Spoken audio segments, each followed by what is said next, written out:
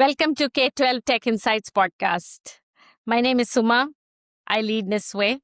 I'm the host of the show, and along with me, my co-host is Adarsh. Hello. Adarsh. Adarsh leads the India and SAARC areas for HubSpot, world's leading AI-powered CRM. And today we are very excited because we have a wonderful friend of ours who's being the guest for today.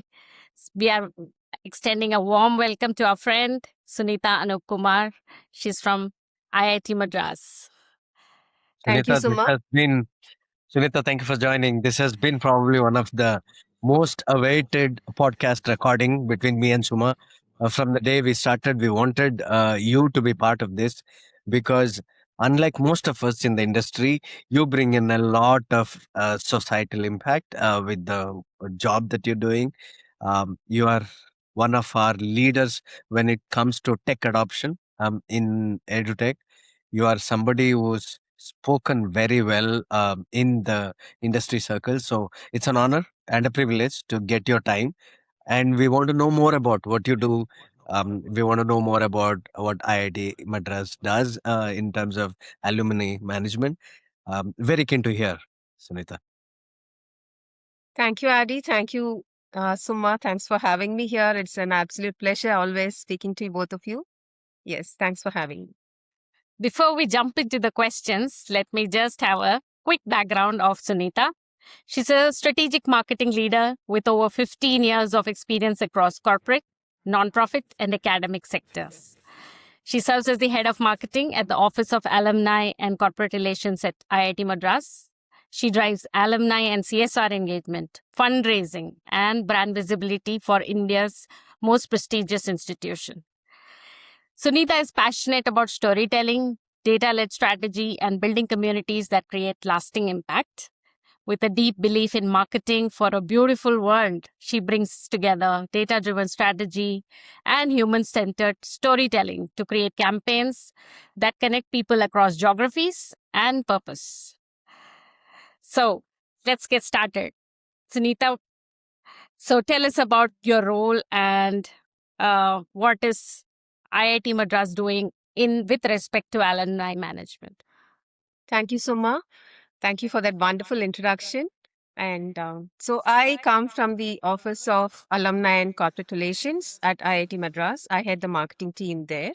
And so we are into fundraising for IIT Madras. So we are kind of the fundraising arm of IIT Madras, and we bring in funds through alumni and corporate outreach. Alumni outreach because we have a 65,000 strong alumni network spread across the globe, and we would love to leverage their this one to bring back funds into the campus. And through the corporate outreach, of course, through the CSR funding, we try to bring in funds for the IT. So this is basically the gist of the way our office works. And I am an alumnus myself, so I've been all over the place. By way back when I when I graduated, I probably never even thought I'll come back to where I am right now. But then life has its own ways of playing tricks with you, and so I'm here, and I couldn't be any less happier. Yeah, so it's good. So a bit about my role. I am part of the marketing team here, and we take care of the communications and events and digital marketing and everything. A regular marketing team, but to support the fundraising activities of the office.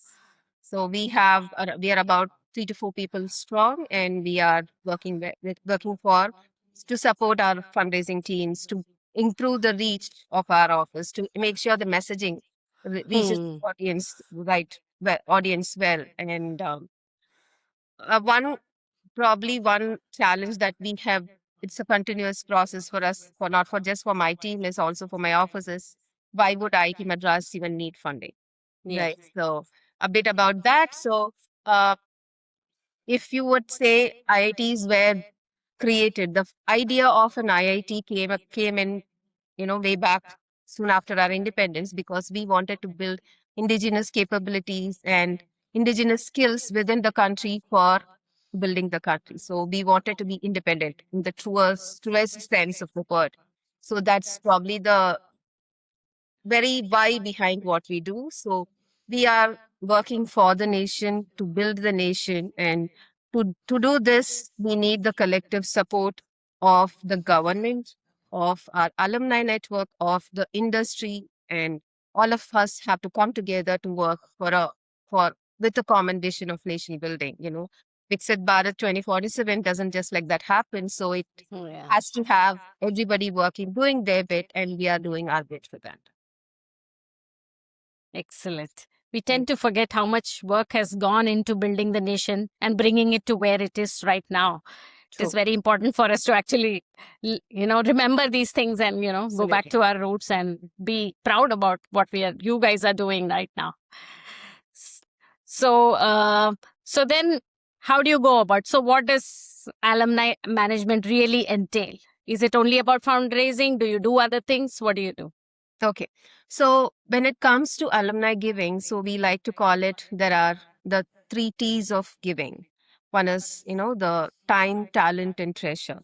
So this is something that we rally to we try to bring in and rally with with the alumni. The three T's: time. The alumni just come back to the place where it all begins. So that's all we tell them. You come back and everything else will follow. So come back, be there, be with the students, interact with the students, look at the classrooms where you once sat. That itself brings a lot of not just nostalgia, but it kind of gives that gratifying feeling. It makes you look back at the journey that you've been through, and that is one way of making sure alumni are connected with the institute, and then they spend some time talking to the students, being part of some initiatives. It could be counseling, it could be mentoring, it could be probably doing a couple of couple of courses for the students and things like that. And the next one is talent, wherein we try to leverage the uh, skills and the positions of where our alumni are currently placed. Our alumni are global leaders, Right. nothing short of global leaders, and them coming back to the institute, talking to the students, sharing their talents, sharing their experience, sharing what they've learned, and share and passing it back to the current students. That's a big thing for us. So we have something called, for example, we have something called the leadership lecture series, where we Oh, bring in global leaders or top uh, corporates amongst our alumni to come back to the institute, talk about some relevant topics to the current. So yeah. it could be anything from AI to sustainability to green living and Hmm. everything in between. So Wow. there is no restriction on the topic. So they pick up a topic that they're passionate about, that the students will love. So they love talking to the students, and the students love interacting with the Yeah. alumni. So it's a big win-win, and it's a big win-win, and all of us love that. So that's one way in which the alumni can come back and contribute. They can be part of a good number of initiatives that's happening. And where you cannot, where your time doesn't allow you to give your time or your talent, you can also come in and support the institute monetarily, be Yeah. it for, say, there are four ways in which the alumni support us. One is through supporting research. Yeah. By research, I mean research labs, they can fund labs, they can fund specific research centers, or they can fund, say, we have a center for innovation, which is like the hub of innovation happening at IIT Madras. And Hmm. it's completely run by students. Wow. So this is supported, or this was established through alumni funding. Yeah. So this is all the major, Aether Energy came from the C5. So that's Unbelievable. one of our success stories. So Yeah. yeah, so you can fund research happening at IIT Madras. You can fund innovation happening at IIT Madras. Or we have something called chair professorships, where uh, the alumni come forward and establish a chair in the name of a professor that Oh, they respected, and that was wow. somebody who was part of their journey at IIT Madras. So in their name, they establish a chair, and through that, research for that particular topic, a very specific topic, grows. So that's probably one of the ways in which that's one of the ways in which the alumni support us for in research. Next is infrastructure, where if we want to be world class, we need world class infrastructure to support us. True. So our alumni have played a big role in coming forward to support the various infrastructure development activities at the institute. And the third and the most important, most gratifying part is the scholarships or the student support.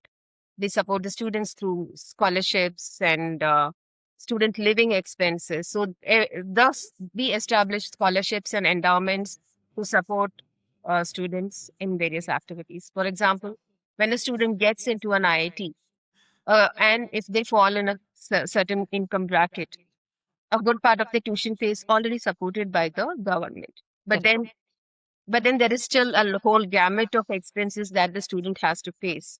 Right. Hard as it is to just enter the gates of an IIT, and for that to, be stopped because of a financial burden is a big roadblock. So now, through these funds, scholarship, merit cum means scholarship, or the student living expenses scholarship, we try to remove that burden of the students so that they're able to focus on their academics, they're able to focus on their dreams. And it's just happy to see that. I'm also very happy to say that a good number of donors who have come forward for this scholarship to fund scholarships, they're also beneficiaries themselves. So Awesome. it's a way of them giving back to paying it forward, giving back to the institute. And the last part of it, we call it internationalization, where we fund students or young faculty who can go for uh, conferences and workshops Okay. happening all over the place. So that's one other place where the alumni funding can support us. So these are the ways in which alumni funding helps us Ye- grow and has made IIT Madras where it is. Wow. Totally. And such a beautiful narrative there. Sunita, in the first few minutes of this podcast, you have made me, and I'm thinking Suma also, and a large portion of our audience feel guilty for not doing what we should be doing. I'm just thinking, as you say, I've always said I'm busy. I've always said there are a lot of things happening, so no time for my probably my peers and friends who have approached. I feel now totally guilty of not being able to do and contribute back. We always think alumnus is about fundraising and money only, but you've just given us a different perspective altogether. And I really hope whoever is listening to this and whoever is seeing this, wherever in whatever channel, really gets inspired to do their bit to the institute that made them, the professors that made them. That said, you also mentioned these are global leaders, and which is and IIT Madras is probably at the number one position. I remember you telling us your dean's motto is to stay number one at all the time and really break the benchmarks. With team members like you, obviously, everybody is in good hands. But to manage these global leaders who are so busy, so spread over geos, how does your team, led by you, leverage on tech to run these programs, to manage the activities, to make sure everything goes on smooth? Um, I'm very curious about how have you leveraged technology for this situation? That's a great question, Adi. So, the very first need for a marketing team is to be able to reach the audience, just reach.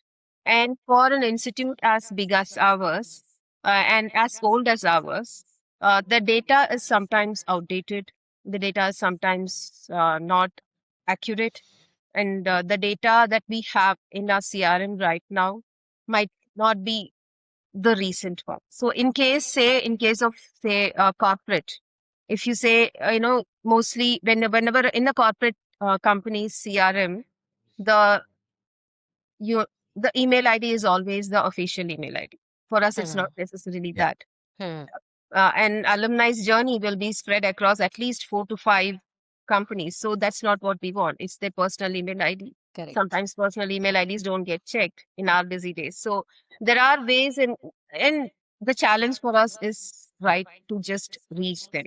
So that was the first challenge that we had to face. And that's where a good CRM and a good data mining tool could help us. So we are now we have HubSpot as our CRM, and on the marketing front, we have the HubSpot CRM, and uh, on the database side, we have Salesforce using to be as a robust place where people. And a good part of our work is also being built, the processes are built on these two platforms. So we have the robust support of two great platforms. And especially for marketing, I would say I have, my team's work has become so much easier from when we have started using these tools. And we are a lot more independent right now. We are able to be very efficient in the way we automate our processes. We are being a very agile in the way we are able to work. We are very data driven in the way we are running our campaigns. If a campaign is not running well, now we know exactly why it's not running well. If a Nice. campaign is not reaching the right people, we know why it is not reaching the right people. If an Right now, I mean, we are even able to we are even able to go do the data crunching to say, okay, this percentage of our database is not engaged at all. Now we Hmm. are now in the process of making sure that bunch comes back into the pipeline. So Correct. that way, tech has enabled us to be able to reach the right people and reach them in the way they want, reach them across the channels that they are available. So right now, few months ago, we started WhatsApp as a primary means of communication. And we're slowly but steadily starting to see the benefits of that coming into the processes. So this way we are able to leverage technology, and we, of course, as in every other place, we are now having AI tools also to support us. We have Perplexity, we have ChatGPT. Now it has become like the first thing everybody opens when they open the laptop. But yeah, so that support is always there. And of course, HubSpot is AI enabled. So that set of work is also getting much easier now. So it sounds like you have a really great tech stack that is working for you. You have WhatsApp, which is integrated into HubSpot, so all data also flows into your CRM. What else? Like IIT Madras is a pathbreaker in fundraising and alumni management, right? It is probably the topmost in India, definitely. World over, alumni engagement Yeah. is Yeah. dipping. Alumni, fundraising is going down, and here you are doing the exact opposite. So what is it that is setting IIT Madras apart from the rest of the everybody has an alumni management Mm. system or an intention, definitely. So alumni outreach as a concept has been catching up. I would say it is not where it was earlier. So I'm right now hearing a lot of institutes, lot of universities talking about alumni outreach and taking alumni outreach seriously. Honestly, until I came, I took up this role. Even I wasn't very engaged. Honestly, even I wasn't very engaged, and now I know why it was wrong. Now I know that why it is important to stay connected to the place that made you what you are. So alumni outreach is catching up. But what probably sets our office apart is the way in which we have institutionalized various processes.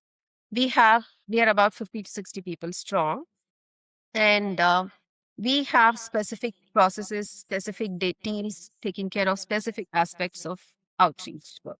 So we have a fundraising team that takes care of alumni outreach, talking to the alumni, bringing them back, engaging with them, and all that. So we have a core team working specifically for that.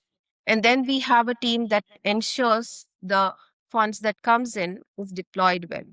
So there is a deployment team that ensures that the funds that come in are channeled to the right teams within the institute, be it for research, be it for scholarship, a shared professorship, or even an infrastructure. So we work with various units within the institute to ensure the money is deployed well. And then we have the most important part of the journey, which is called the donor stewardship team, where the team works towards donor relationship management. So Oh, they give regular updates about the project to the team donors. They give regular reports to the donors about the project. And whenever the donor visits India, whenever they visit Chennai, they ensure they bring them to the campus. They take them around the campus and show them around, show them all the activities happening. So if somebody has supported, say, supported students, they bring they have like a meeting with the beneficiaries of their scholarship. wow. So the donor directly gets to interact with the beneficiaries and they speak with them. So the donors stewardship team does a plays a big role in making sure the donors are happy through and through. So that's one part.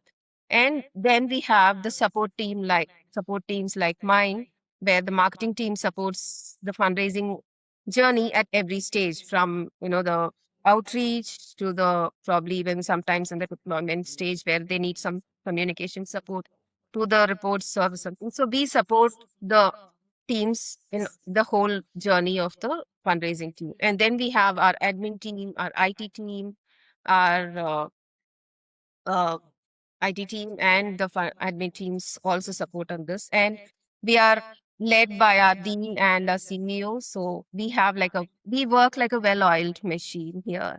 And much beyond this institutionalized processes and well-defined teams, what also drives us is the passion with which we work. A good number of us are alumni ourselves, so we have that connect that will not come anywhere else. So we have that connect with the place that we work for. And the passion with and a good part of our team has been there from when this office has was established. So they built this whole thing ground up. I'm just 2 years old here, but then there are people who've been there right from who are part of the founding team rather. So they have seen this office grow to where we are, achieve what we have done. And so that's probably what brings us together and keeps us together and makes us keep working towards what we are working towards, that bigger goal, our true north. Sunitha, so in this role, you get to interact with a lot of people across industries, especially part of the alumni, but also the core that you belong to with this institute is your edutech and K12. Any knowledge that you can share with our audience on the trends you are seeing in the K-12 sector as such? Anything that you have observed? AI obviously has changed the way we think, we live literally in every aspect of our lives. Hmm. I'm very keen to hear what are you seeing in the edutech side? Okay. Uh, Prior to this, I was still, say, in the education domain. I don't want to call it an industry. I want to call it a domain.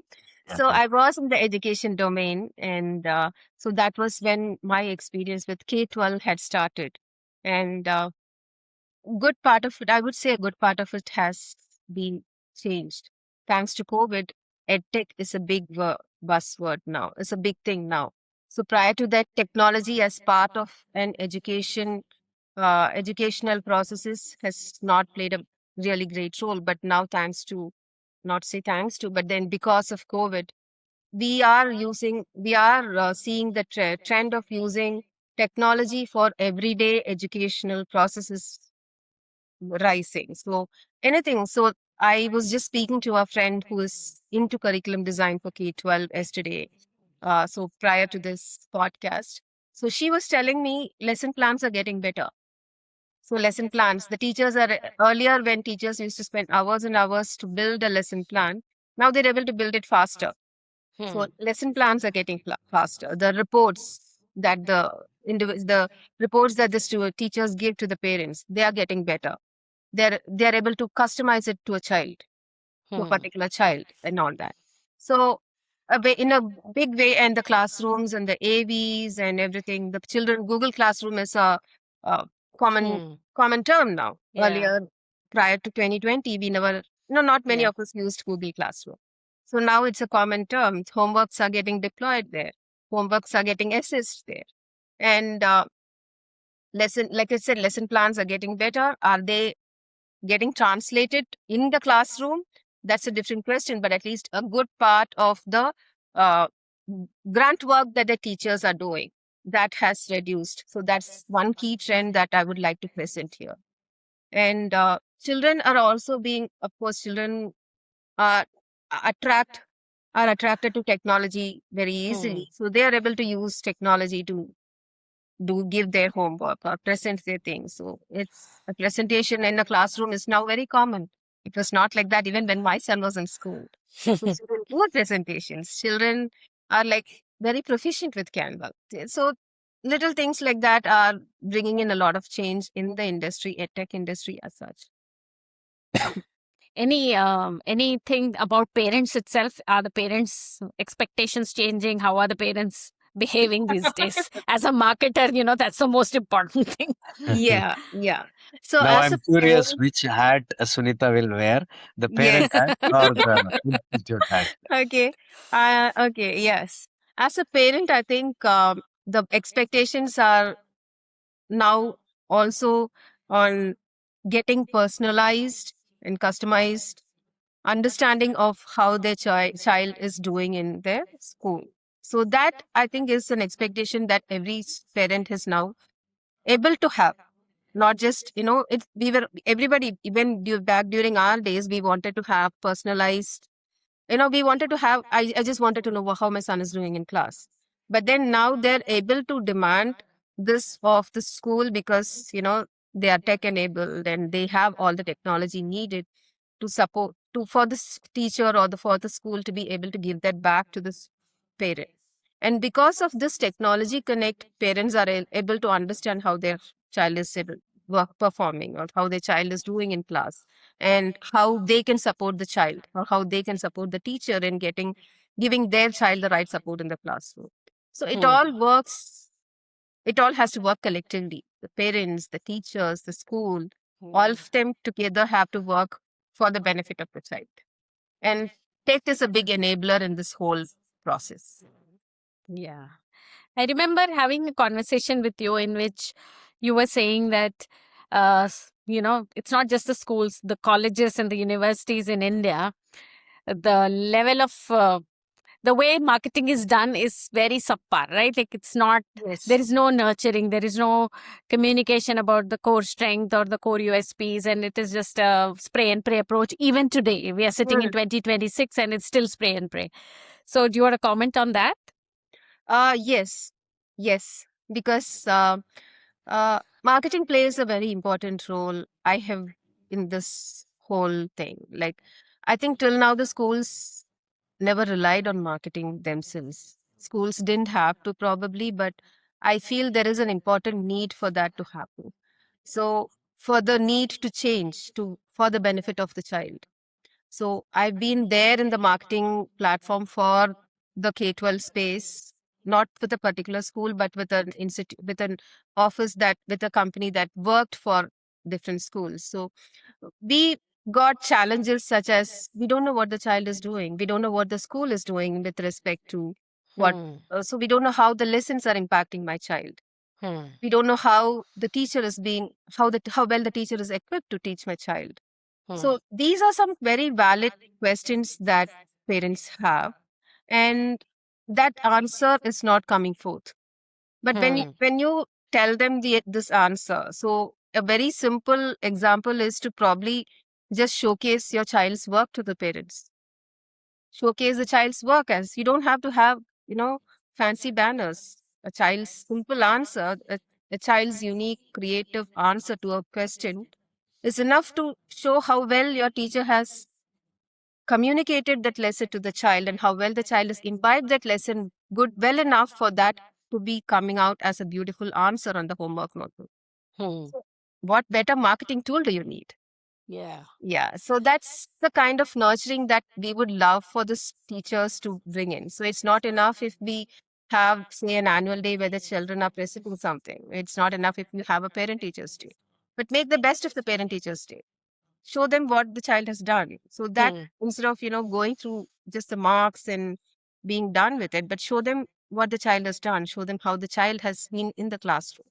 Yeah. So in all this, again, I come back to the point where I say the teachers are able to capture these answers. Earlier, when they had to go through reams and reams of paper, now they're able to capture these and probably even share it in the WhatsApp groups.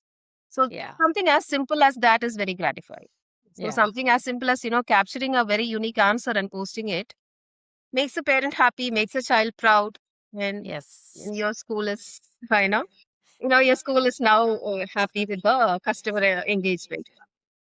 Right. Could there be a radical change to the way we learn in the future with AI coming in and everything getting automated, all the trends? Because, for example, we at corporate, we have AI agents and assistants joining us in our meeting rooms who analyze, we are heard all the time. We are given coaching by the system.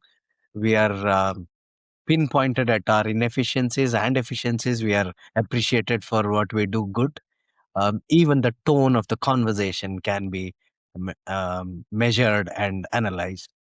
With that coming to education, this could be something that we have never seen before or thought of it, isn't it? What the automation can do for future. What do you think of it? Absolutely. Absolutely. I'm a little excited, but also a little anxious, Yeah, right? With the advent of AI, and I keep thinking, where is the education market, or where is the education going to go next? So there is a lot of emphasis on being tech enabled and everything, AI enabled and everything, usage of AI. So, but how does it, how does it, enable or disable us from doing something? So when we talk about AI in a classroom, so if how does it, if they're going to be using AI for everything, where is the child's unique thinking coming into the picture? So is that going to be curbed because we are using AI? If a child is using AI to submit the homework, a teacher is using AI to then frame the questions. So is that going to curb the basic human intelligence that we have? That's a big question. And this is where, but I think all is not lost. This is probably just the fear of adoption or fear of, uh, technology that's coming in. We will have to adapt ourselves. We will have to adapt as humans. We'll have to adapt ourselves to make sure we come out of this and our intelligence shines bright in the midst of all this. And I think a radical change is still right around the corner and it is yet to come. And we will see a radical change because through all this, the individual is probably lost and the individual has to come hope, and that will come forth through a radical change. So it needs to be there. The tools have to be enabled to support this change, to support this revolution that's coming up in every industry there is. And that's probably the right way to go, and that's also probably how things will evolve and come forward. Very cool. Yeah, it's a very challenging time, but at the same time, it's a time full of opportunities, because now you're able to see where the child is going to lag or where the child is disengaged. Yes. And because the teachers, sloth work is taken out, the reporting and all of those paper marking and everything is kind of reduced. She or he can focus on the child a lot more. So I think that opportunity has become so much bigger now. Yes. And I think that is where we need to keep our focus, and the rest should be, okay, rest can be AI enabled and automated and all of that, but the teacher student relationship still needs to be That human focus. element, Yeah. needs to still be there for the child. For the child, yes. Sunita, when you started your career, I think you started as an engineer, right? Like in software development, no? I'm not an engineer, but yes, software development, yes. Yes. So Sunita, you started your career as in software development, and today here you are managing alumni, and so it's probably a long journey of different things that you have tried. And in your this journey, you would have seen a lot of tech adoption, tech changes, and how has how have you equipped yourself with these tech that has come in, and how has that tech enabled you through these different changes and different roles that you have played? Mm. Uh, Thanks, Suma. That's a great question. I started my career as a software developer. So a good almost a decade of being in software, and took a U-turn to start as a marketer. So when I started, so in the truest sense of the word, I was a fresher as a marketer at that point in time, even though I had a good bit of corporate experience by then. So when I started my journey in in as a marketer, one thing that I started as a content writer, and from there I moved on to become a marketer and everything. So when I moved into marketing, and when I was looking at, those were the times when, we had inquiries coming, leads coming in through the website inquiry forms, and we had to talk to them, we had to engage with them and all that. But we were also analyzing the website visits and everything. And I wasn't sure the website visit is converting to a form fill. So Yeah. that's where my primary challenge started. And I was like, where is this gap? How is this gap coming? And as new as I was to marketing, I was also not too aware of the tools that could help me. And a good bit of digging, a bit of reading helped me come to a few articles. And from there is when I started exploring HubSpot. And HubSpot used to help me with their blogs. Yeah. We were a Yeah, small same. company. HubSpot used to help me with their blogs as a marketer. So Correct. that was my learning space. So any challenge that I have, I used to Google and find out what I can do and do my bit. And I was still not sure if we can have a tool like that. So, but then Hubs that the learning that I got through that was a constant part of my conversations with my team, with my managers, and in our office meetings, in our leadership meetings. It was always a constant part of my conversations. And one fine day, my manager said, "Enough is enough. Stop talking. Let's bring in the tool." So that's what happened. So that's my first initiation into, say, a CRM tool for my marketing purposes.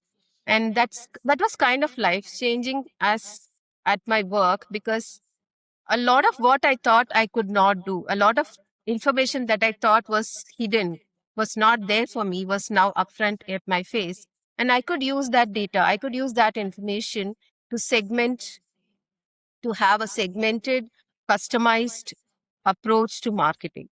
So that was an eye opener way back then. It was much earlier. Now we are at a very, very different phase of marketing where everything is AI enabled and we have things at our fingertips. And back then it was really an eye opener for me. And from there on, we have moved in leaps and bounds and come to where we are now. We have AI agents helping us with our marketing. Yes. So that's the kind of the journey that is, that's kind of the role that tech has played in every stage of marketing. And from there, we came to when I moved on to my another role is when I was exploring other channels to market, where email as a channel was not working quite well for us, given our audience was school leaders from tier 2 or tier 3 schools.